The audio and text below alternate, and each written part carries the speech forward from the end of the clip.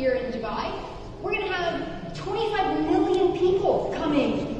That's a lot of coffee. I think we better speed up our F&B operations. But I think that one of the great things about what you're going to see happening here in Dubai in 2020 and 2021 is us all go connect in 2021. So looking forward to that.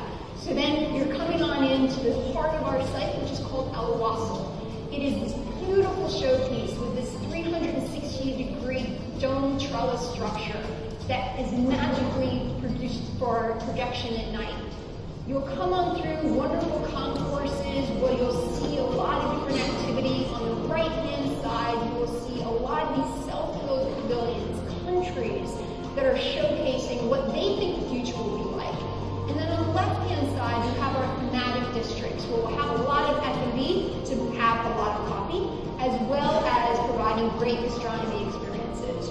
We have 4 main entrances, and what you see here is our mobility entrance. Beautiful plazas, and then you also see one of our sub-theme pavilions about mobility on the left. You dive down into a soup-like area through our thematic districts, where we'll have engaging activities, thought leadership series, you'll have cultural displays, structure that looks like a falcon. This is the UAE National Pavilion, and then you'll come back into Al Wasl, which again is a heart for us, is the central piece of connectivity, where we'll have lots of entertainment going on in the evenings to take advantage of that brilliant trellis.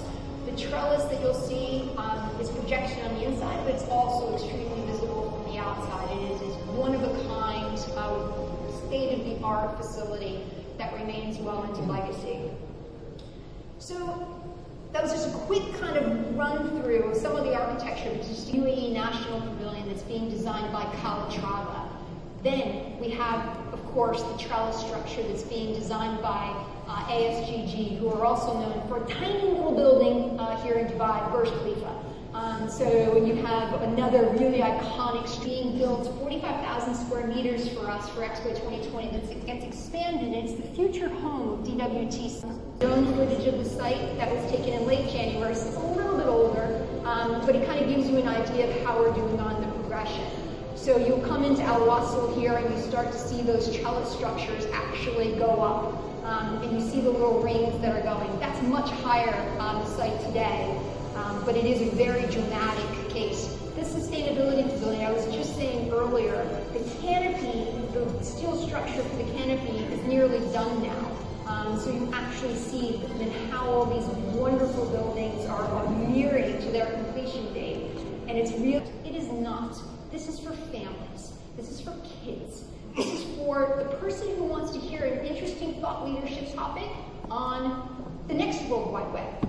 This is for someone who wants to come, as I mentioned, and have wonderful footing on cultural showcases that really highlight what their country's all about. If you want to come and see a cultural experience that maybe you didn't even know existed somewhere in the world, that would be there.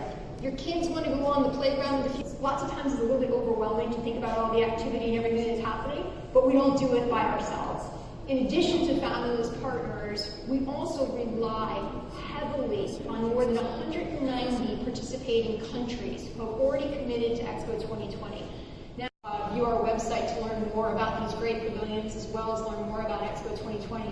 To produce overall an absolutely terrific environment for our visitors. And that's something that we take extremely seriously at Expo 2020. And I think that when we think about, again, this beautiful infrastructure, all of these different activities that we could be doing, we couldn't do it without really having the smart infrastructure layer and our partners building on top of it to help deliver those activations. We would never be able to do this by ourselves, and this is why one of the things that we're really so incredibly keen on is working not just with the technical